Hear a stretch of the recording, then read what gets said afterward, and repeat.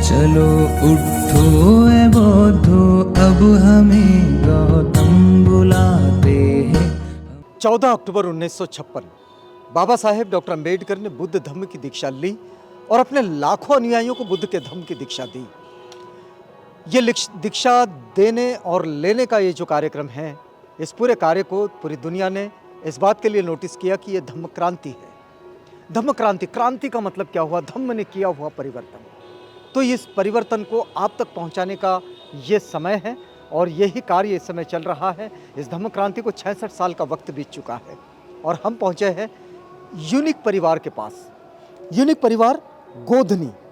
गोधनी ये नागपुर का एक ऐसा गांव है, लेकिन ये आज नागपुर शहर का हिस्सा बन चुका है। आज ये नागपुर से कहीं जुदा नहीं है। तो गोधनी और नागपुर, इन दोनों का बड़ा खास संबंध है और नागपुर में, नाग नगरी में बाबा साहेब ने दीक्षा दी, तो स्वाभाविक रूप से इसका प्रभाव भी पड़ा है। तो हम इस वक्त यहाँ बाबा साहेब डॉक्टर अंबेडकर और क्रांतिबाज ज्योतिराव फूले, इनकी प्रतिमा के समक्ष गोधनी परिवार, ये यूनिक परिवार गोधनी के साथ हम लोग ये बातचीत शुरू कर रहे हैं और हम पहुँचते हैं सीधे यहाँ सवाईथुल साहब के पास। सवाईथुल साहब, एक बात हम आपसे जानना चाह रहे हैं। आपके इस संगठन का नाम, इस संस्था का नाम बड़ा यूनिक है, क्योंकि इसका नाम ही आपने यूनिक रखा है। क्यों लगा आपको कि ऐसा यूनिक परिवार बनाना चाहिए? सबसे पहले तो आवाज़ इंडिया इस चैनल का मैं स्वागत करता हूं और जब से यह जो आवाज़ चैनल शुरू हुआ है, उससे तकरीबन हम यूनिक परिवार के माध्यम से इस चैनल के साथ में हम लोग जुड़े हुए हैं। नहीं, ये तो फुटेज चैनल पर जाता रहता है जो कार्यक्रम आप करते हैं, लेकिन हमारे उन दर्शकों के लिए ये बात तो आपने बताना बहुत ज़रूरी है कि यूनिक परिवार बनाने की संकल्पना आपके पास कैसे आई? यूनिक परिवार ये बनाने की संकल्पना यह बहुत पहले हमारे दिमाग में आई थी। उसके पीछे का कारण यह था, सबसे पहले युग पुरुष महात्मा ज्योतिबा फुले, इनका जो एक स्लोगन है, विद्या से लेकर आर्थिकता को लेकर, यानी विद्या से जो शुरुआत हुई है और वहाँ का उन्होंने समापन वो जो किया है यहाँ पर वित्तीय, और जब तक वित्तीयता अपने पास में संपन्न तौर पे अपन नहीं कर पाएंगे, तब तक अपने सामाजिक विकास को अपन आगे नहीं बढ़ा पाएंगे। मतलब इसके मूल में, यूनिक परिवार के मूल में शिक्षा का प्रचार प्रसार रहा है? बिल्कुल ज़रूर, लेकिन हमने उसके पहले तकरीबन हमारा यूनिक परिवार का जो स्थापना जो हुई है, हाँ। मैं आपके इस चैनल के माध्यम से मैं बतलाना चाहूँगा कि 14 अक्टूबर 2006 में इस यूनिक परिवार की स्थापना हुई और उसके पीछे का कारण यह है कि उसके पहले कुछ हम लोग जो संगठित जो कुछ लोग थे, 5-7 लोग, तो 14 अप्रैल और बाकी जो सामाजिक कार्य करने हेतु जब हम समाज के अंदर में जब भी जाते थे, तो हमें जो एक दान के रूप में बहुत नगण्य राशि हमें मिलती थी जी। और नगण्य राशि में सामाजिक तौर पे जो कार्य हम लोगों के माध्यम से हम पूर्ण रूप से नहीं कर पाते थे और इसीलिए कुछ हम 5-7 लोग जो उस समय के जो नौकरी पेशा में जो थे और आज भी है उसमें से कुछ लोग, तो हमने एक विचार किया कि भाई इस प्रकार से अगर समाज से अगर अपन कुछ दान के रूप में अपने को एक नगण्य रूप में अपने को योगदान मिलता है, तो इस नगण्य रूप में योगदान के स्वरूप अपन ये सामाजिक कार्य कुछ अच्छी तरीके से नहीं कर पाएंगे। इसलिए हमने एक सभी ने मिलकर एक सुझाव दिया कि इस प्रकार से जो हमारी संकल्पना है, ये संकल्पना को ध्यान में रखते हुए हमने यूनिक परिवार की हमने स्थापना की 14 अक्टूबर 2006 में। और उसके तहत हम लोग क्या करते हैं कि समाज से किसी भी प्रकार का यानी दान के रूप में ना लिया जाए और जो इस माध्यम से हम लोग जो एक बड़ी बड़ी जो दुकानदारी है, जिनकी पैठ है, तो उनके पास से यह साधन सामग्री ना खरीदते हुए हमने यूनिक परिवार के माध्यम से बड़े बड़े जो मिल है, वो मिल से बड़े पैमाने पे हम लोग गेहूँ लाते हैं, चावल लाते हैं, उसके साथ साथ तेल की भी परचेसिंग होती है, दाल परचेसिंग होती है और जितने भी आज हमारे परिवार के साथ में तकरीबन 150 से लेकर 200 परिवार यहाँ पर जुड़े हुए हैं और उनसे जिस रेट में हम लोग जो रेट में हम लोग ये चीज़ें लाते हैं उसी रेट में उनको देते हैं। लेकिन बस एक ही हम लोग उसके तहत हम लोग काम करते हैं कि जो भी है उसके अगेंस्ट में हम उनसे 2% का एक हम लोग दान चाहते हैं, सिर्फ 2% का वार्षिक दान। जो भी चीज़ अगर उन्होंने लिए, समझ लो एक आधे व्यक्ति ने 10,000 की चीज़ लिए तो उसके साथ साथ वो 10 इंस्टॉलमेंट हम लोग गिराते हैं और 10,000 के ऊपर में 2% यानी 200 रुपये का वो धम्मदान के स्वरूप में हमारे यूनिक परिवार को देता है। और इस प्रकार से जितने भी जो वस्तुएं हम लोग यानी डिस्ट्रीब्यूशन करते हैं तो इस प्रकार से हमारे पास में वह पैसा दान के रूप में जमा होता है। बाबा साहेब की बड़ी इच्छा हुई थी कि वे सामूहिक रूप से जीवन को आगे बढ़ाना चाहते थे और यूनिक परिवार का जो बेसिक कंसेप्ट है वो कंसेप्ट सामूहिकता से जीवन को आगे बढ़ाने पर दिखाई दे रहा है। यानी कि न लाभ कमाना है और न हानि कराना है, लेकिन इन दोनों के बीच में एक ऐसा व्यवस्था बना लेनी है कि जिस व्यवस्था के द्वारा सामाजिक कार्य भी चलता रहे और व्यक्तिगत जीवन भी बेहतरी से आगे बढ़ता रहे। हम थोड़ा सा आगे बढ़ेंगे। आपका यूनिक परिवार से कैसा नाता जुड़ता है? सर मैं पिछले 12 साल से मैं जुड़ा हूँ जी। और इस यूनिक परिवार के कोर कमेटी में एज ए जॉइंट सेक्रेटरी में कार्यरत हूँ। आप क्या बता पाएंगे कि यूनिक परिवार क्या एक्टिविज़म करता है कि जिसका सामाजिक रूप से, हम अभी सवायतुल साहब से बात जो कर रहे थे तो उन्होंने तो कहा कि भाई हम लोग इस तरह से अपने लिए एक खास अर्थ सहाय्य की व्यवस्था बना लेते हैं जो न लाभ न हानि पर आधारित है। लेकिन आप कैसा बता पाएंगे कि लोगों के पास में यूनिक परिवार की सहायता कैसे जाती है? देखिए, यूनिक परिवार से जो लोगों के पास तक सहायता जाती है वो अलग अलग माध्यम से जाती है। जैसी बचत तो हम लोग कर ही रहे लोगों की, और जैसे कोई ज़रूरतमंद लोग हैं इस परिवार से जुड़े हुए, उनके बच्चे हैं कि उनके लिए जैसे कि शिक्षा के साधन उपलब्ध नहीं है, जैसे साइकिल हो गई, बुक्स हो गए, या एडमिशन करने के लिए पर्याप्त पैसे नहीं होते हैं उनके पेरेंट्स के पास, तो ऐसे वक्त में हम लोग उनको धनराशि भी उपलब्ध करवा देते हैं। तो क्या ऐसे बच्चे आपसे संपर्क करते हैं या फिर आप उन्हें ढूंढते हैं? इसमें दोनों होता है सर। कुछ लोग हमसे संपर्क भी करते हैं और हम लोग इस चीज़ को देखते भी हैं कि कहाँ क्या ज़रूरत है। गोदनी परिसर काफ़ी बड़ा है, काफ़ी स्कूल है, बाजू में कुछ छोटे मोटे कस्बे लगे हुए हैं, वहाँ पर भी हम लोग जानकारी रखते हैं कि ज़रूरतमंद लोग कौन हैं। तो ऐसे वक्त में हम लोग ये एक प्रोग्राम रखते हैं, उसमें उनकी सहायता उस प्रोग्राम के माध्यम से करते हैं। अगर हम आपको एक बात बताएं कि ये जो इस तरह से लोगों के काम आना और जहाँ ज़रूरतमंद है, जहाँ आर्थिक अभावग्रस्तता है, उस अभावग्रस्तता का आधार बनना, ये यूनिक परिवार के इस कार्य से जुड़ता हुआ एक भाग दिखाई देता है। हम थोड़ा सा इस तरफ भी आएंगे। यहाँ भी यूनिक परिवार का एक बड़ा सदस्य समूह बैठा हुआ है।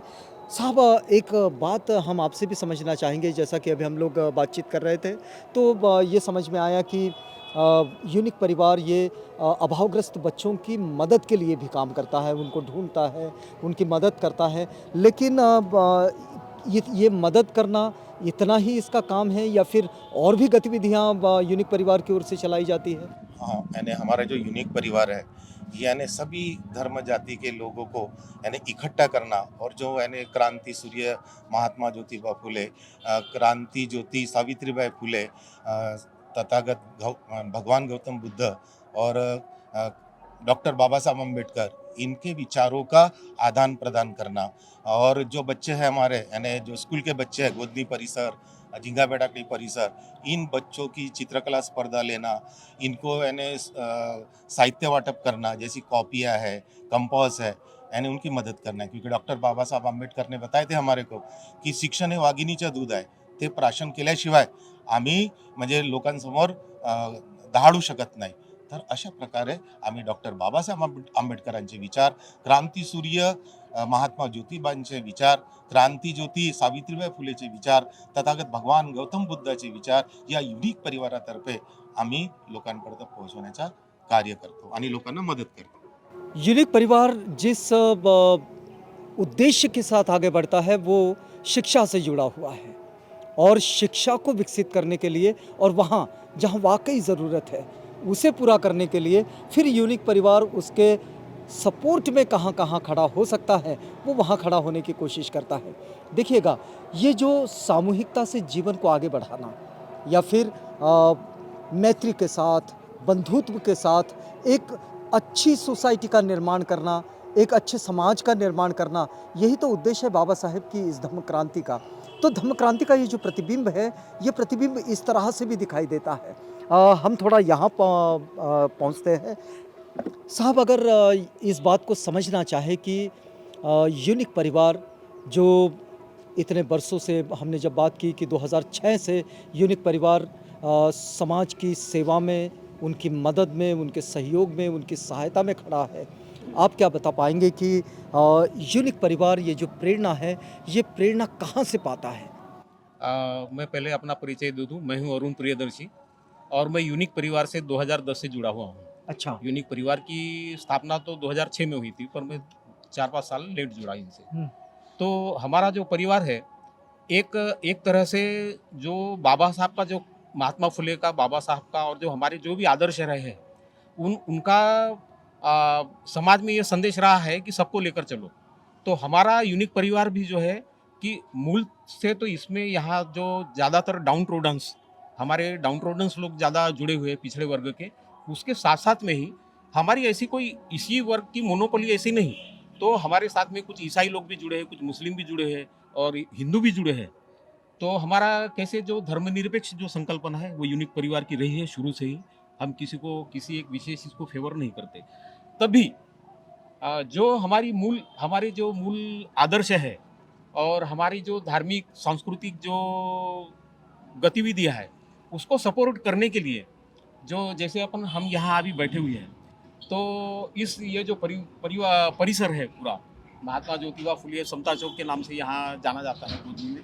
तो बाबा साहब का स्टैचू है, महात्मा ज्योतिबा फुले इनका स्टैचू है। तो इस परिसर का विकास करने के लिए भी हमने यहाँ की जो मंडली थी कार्यरत, तो उनके साथ में भी हमने आर्थिक सहयोग देकर इसका विकास किया। उसी तरह से जो हमारे गोदनी परिसर में एक धम्मीगिरी नामक एक पहाड़ी है, तो वहाँ पर भी भगवान बुद्ध का स्टैचू लगाना, वहाँ स्टेज खड़ा करना, उसका शेड बनाना और उसके जाने आने के लिए रास्ते का निर्माण करना, जहाँ ज़रूरत हो वहाँ सीढ़ियाँ बनाना इत्यादि कार्य लोगों को, यानी जो धम्मानुयायी है उनको सुविधा हो, इसलिए वो भी कार्य हमने ये किया है, पूरा किया है। उसमें भी हमने आर्थिक योगदान किया और श्रमदान भी करते हैं हम लोग, जहाँ ज़रूरत पड़ी वहाँ। एक तीसरा काम ये मैं कहूँगा कि हमारे गोदनी परिसर में म्हाड़ा कॉलोनी है, तो ज़्यादातर तो लोग वहाँ नागपुर से ही आए, कुछ बाहर के भी लोग हैं। तो वहाँ पे भी जो हमारे जो लोग हैं, पिछड़े वर्ग के लोग, वो बहुतायत में है। और वहाँ बाबा साहब का एक स्टैचू हाल ही में खड़ा किया है 1-2 साल पहले से, और वहाँ पे भी हमने विकास कार्य किया। पर हम ये नहीं करते कि एक विशेष वर्ग के लोगों के लिए नहीं है, हम सभी को लेकर चलते हैं और हमारी धर्मनिरपेक्ष संकल्पना ये हमारे मूल में है।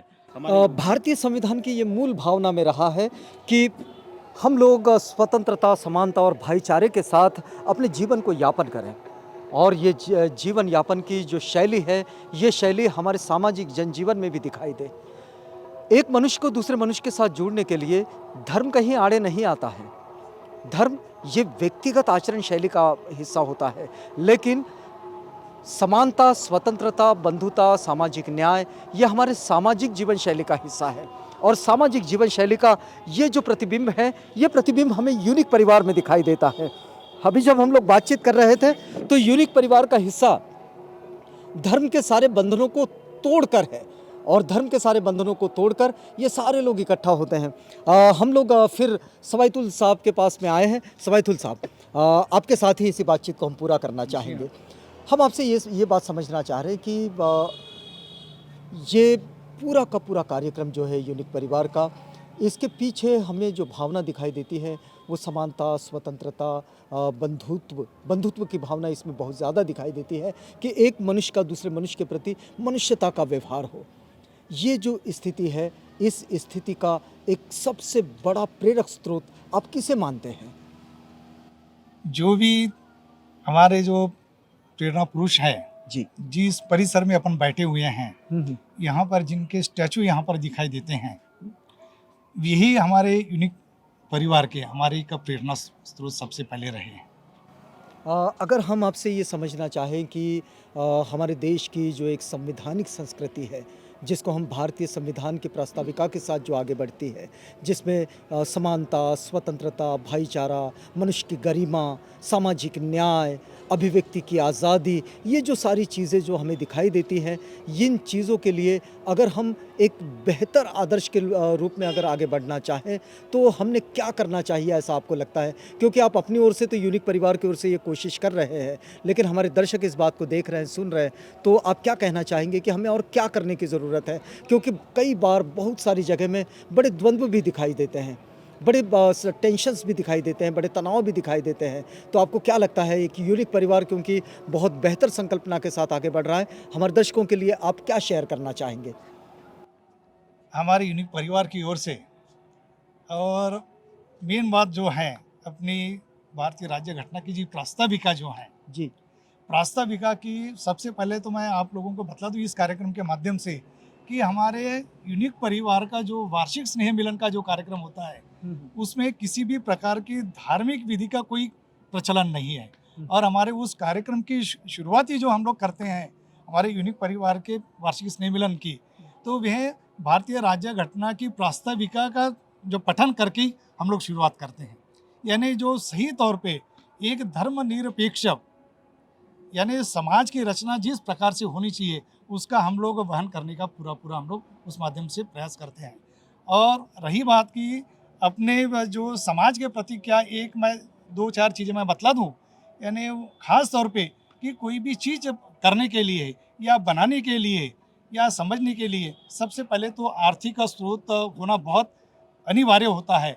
और बाकी सभी प्रकार के आप लोग ड्रामा तो कर सकते हैं, लेकिन आर्थिकता को लेकर किसी भी प्रकार का आप ड्रामा नहीं कर सकते हैं। और इसलिए मैं जिस प्रकार से हमारा यूनिक परिवार इस छोटे से गांव में जब यहाँ पर जब हम लोग आए, तो आर्थिकता की बड़ी बेचैनी हमको सताती थी, लेकिन आज हम बड़े अभिमान के साथ में, स्वाभिमान के साथ में हम लोग बताएंगे आपको, और अपने जितने भी जो महानुभाव हैं उनको भी हम बतलाएंगे कि इस प्रकार से छोटे छोटे रूप में अगर सभी मोहल्ले में, सभी गांव के अंदर में अगर अपने समाज के प्रति अगर जागरूकता निर्माण करना है, तो इस प्रकार का कार्य जिस प्रकार से हम लोग यहाँ पर वहन कर रहे हैं, उस प्रकार का अगर कार्य करेंगे तो किसी भी प्रकार से यानी दान के रूप में उनके घर तक जाने की कोई जरूरत नहीं पड़ेगी। मतलब किसी आर्थिक दिक्कतों का सामना नहीं करना बिल्कुल पड़ेगा। आर्थिक दिक्कतों का किसी को भी सामना नहीं करना पड़ेगा। आप स्वयंभू उसमें आप आर्थिकता बिल्कुल अच्छे स्वरूप से अपन लोग प्राप्त कर सकते हैं। और इस प्रकार से सभी मोहल्ले में अगर कार्य अगर करते रहेंगे, तो जहाँ पर अपने को ये जो संसाधन जो जुटाने की जो समस्या आती है, तो उससे अपने को मुक्ति मिल सकती है। इस तरह से अगर सामूहिक जीवन में आगे बढ़ते हैं, तो इसमें हमें वो तंगी, जिस तंगी के कारण लोग रुक जाते हैं, उस तंगी का सामना नहीं करना होगा। हम इस समय जो बातचीत कर रहे हैं, ये यूनिक परिवार है गोधनी का। हम आपको ये बात याद दिलाते हैं कि हमारी जो संवैधानिक संस्कृति है, जो समानता, स्वतंत्रता और भाईचारा और सामाजिक न्याय, ये सब इन तत्वों के साथ, इन मूल्यों के साथ आगे बढ़ती है। ये ही मूल्य और ये ही तत्व तथागत बुद्ध की शिक्षाओं में भी दिखाई देते हैं। और ये शिक्षाएं जब सामाजिक जनजीवन में आती है, तो तथागत बुद्ध की वो शिक्षा कि सबके साथ मैत्री रखें, अपने शत्रुओं के साथ भी मैत्री रखें, ये भी तथागत बुद्ध सिखाते हैं कि तुम शत्रु बनाए ही ना, सबसे मैत्री रखें। तो ये जो मैत्री का तत्व है, इस मैत्री के तत्व के साथ यूनिक परिवार आगे बढ़ता है। यूनिक परिवार हमारे साथ आया। आप सब लोगों ने इस आपकी छोटी सी बैठक में हमसे बातचीत करने के लिए हमें ये अवसर प्रदान किया, इसलिए आप सभी का बहुत बहुत धन्यवाद। आप बने रहिएगा आवाज़ इंडिया के साथ। ये जो 66 सालों का धम्म क्रांति का एक मूल्यांकन, इसका एक आंकलन आपके पास हम पहुंचा रहे हैं। इसी कड़ी में हम यूनिक परिवार गोधनी के साथ बातचीत कर रहे थे। इस बातचीत को यहाँ रोकते हैं, लेकिन वादा करते हैं कि अगली बार जब हम आपसे मिलेंगे तो किसी और संस्था के साथ जो इसी तरह से सामाजिक न्याय की संकल्पना के साथ अपने आप को आगे लेकर चल रहे हैं। बने रहिएगा आवाज़ इंडिया के साथ। चलो उठो ए बौद्धो, अब हमें गौतम